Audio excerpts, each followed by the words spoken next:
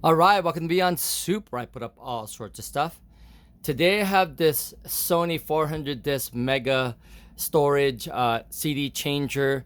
If you've got one of these that the carousel isn't moving or it's not loading the disc, it's likely that the belt on this thing is already either worn or broken or something like that. I made a video before on how to change the belt on these units, and I've shown you one way, and I'm going to just show you another way to access it so you kind of can see what it looks like and if you're willing to tackle it. Again, I've done this before. This way is another way of doing it. So let me just show you what I'm talking about. There are there are screws on top, two on the each side and three in the back, just to take off the top. So I've already done that, and so literally when you take those screws out, you lift this up, and you kind of pry it to where you can lift the top off. Now you've got access to this unit. The 400 disc changers have a board on top. The 300 disc changers do not. So if I turn this here like this, you'll see over there, and I'll zoom in here. I've already changed the belts on this, so I'm just showing you how to access it. Usually, if the belts are broken and it's easy to where you could take the belts out, the broken belts off,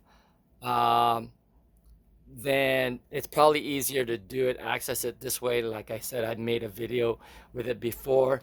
You could simply take, some little tweezers and then replace it this way, and you have full access here. But this unit, when I did open it, it had the belts were broken. It was melting. It was a mess. It was a gooey mess. It looked where I had to clean it like this. So it's very hard to do it when just by accessing it this way. So I literally went ahead and unscrewed the whole entire back.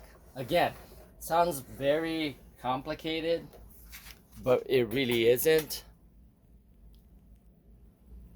Okay, so you've got the cover for the motor, and then you've got another cover here. So I wanted to show you again what it looks like, so you have more room to try and clean up a mess, if it is a mess, to where you have to get your hands in there. So let me go ahead and pause. I'll take off this front piece, and I'll come back, and then I'll take off this one, and I'll come back. Okay, so there's three screws on this side, three screws on the other side, and then two screws here on top. And when you take it out, take it off, it literally pops open like this.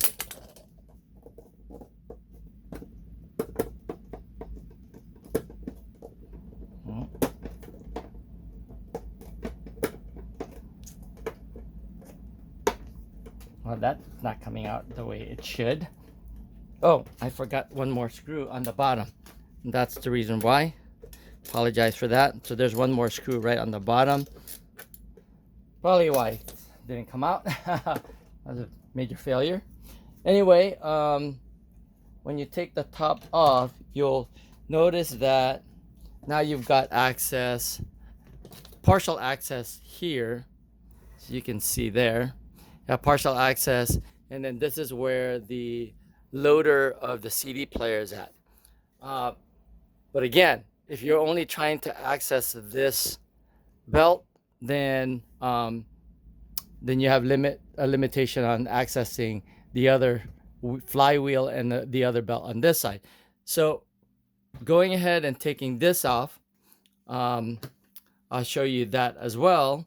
There's 1, 2, 3, 4, 5, 6, 7, 8 screws that you have to take off, plus one here on top. So I'll go ahead and do that, and I'll pause this. Okay, I removed pretty much most of it except for these two. The reason why I wanted to show you this is this screw holds on to this piece of metal that's inside that actually holds the circuit board in place. So this actually lifts up and down, as you can see here. Okay, so and this one on top you have to remove because this rail holds on to the back plate. So I went ahead and took that off. And like I said, this lifts up so you can access or pull on this thing, because this is what this plate looks like.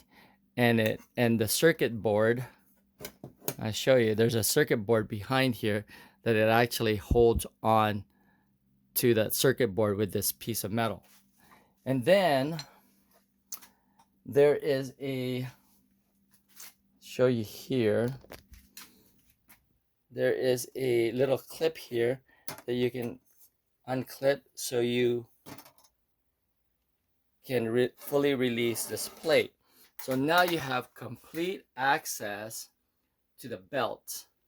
Again, I already replaced this. I already cleaned it up, so it won't bore you guys to death. But I wanted to at least show you how much of an access you have to the belt in case you're looking to, again, repair and replace the belt on these units. Now the belt, for a second here. Now the belt is a square belt like this, and the size of these belts, you could usually measure it.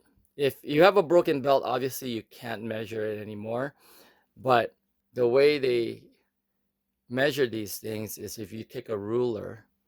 Obviously here, this starts over here, not there's a bit more, a couple of millimeters off. So basically this is almost like almost 3 inches.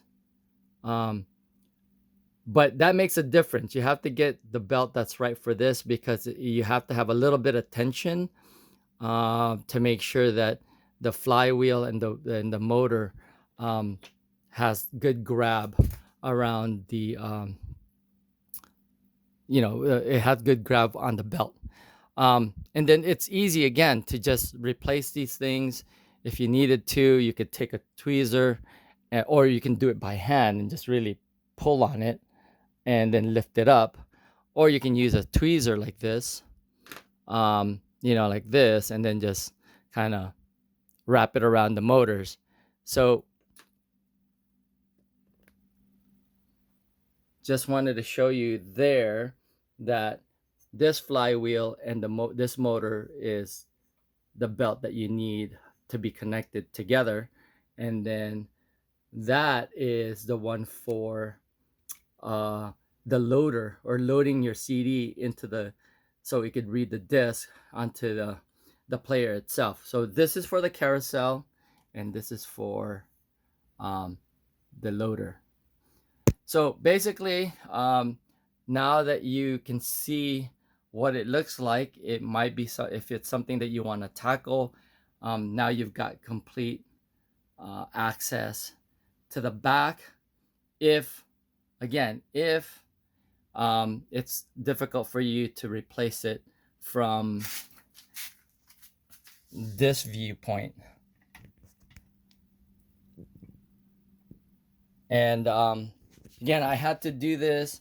I had to take the back part because it was literally goo, and the belts were all wrapped in here, but basically it melted into the wheel, and so I had to clean it and have much better access than just being on the other side of the player. Anyway, that's pretty much what I really wanted to show you guys. And the way to put it back, and the only tricky part of it is, again, making sure that this is on properly. What I was saying is when you put this up, this thing literally goes and holds on to this board, the circuit board, in this manner to where the notches go into the circuit board. Okay, and that means this goes in this way. So now you could move it around and pull it up, and that way you can do this where you're putting this back like that, and then you're having to lift this and then lift this board up. There you go. And then you have to look,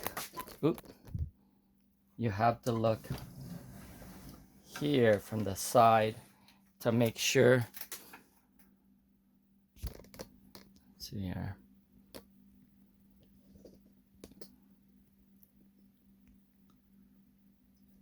To make sure that piece is falling into holding the circuit board right here.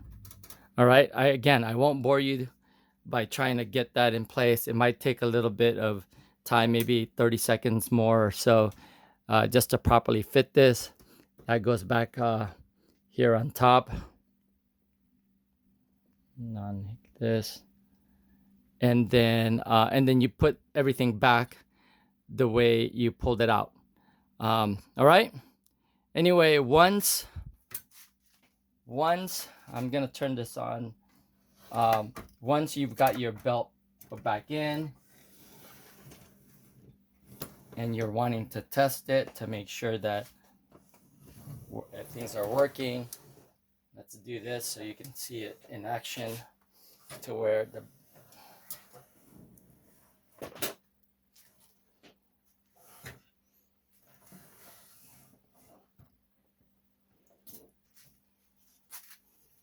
let's see. Try to get you.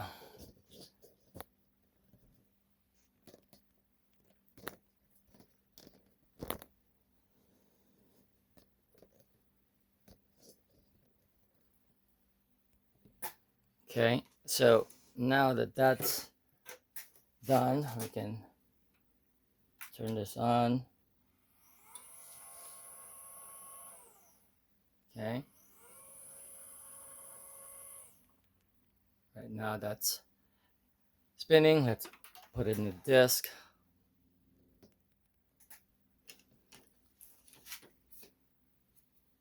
They're both facing to the right. Play it. Okay, and that means it's going to go around in a circle. There's a sensor here that sees what discs are in. There it is, loading and spinning. And let's go ahead and show you what it looks like from this side.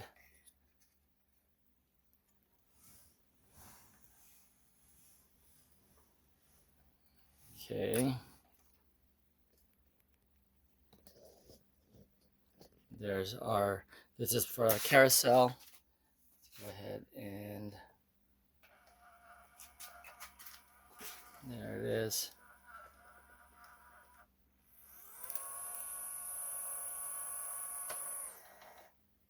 All right. All right. Anyway, I hope that helps someone out there if you're trying to install or repair one of these CDP, what's the model number again? The CDP-CX400 and the CDP-CX455. That's another way you could access the belt. I think it's the same way as for the 300 and the 355 disc changers. All right. Hope you enjoyed that video, and if you did, please give it a thumbs up and possibly join the channel. That's Beyond Soup, where I put up all sorts of stuff. Thanks for watching, and I'll see you guys on the next video.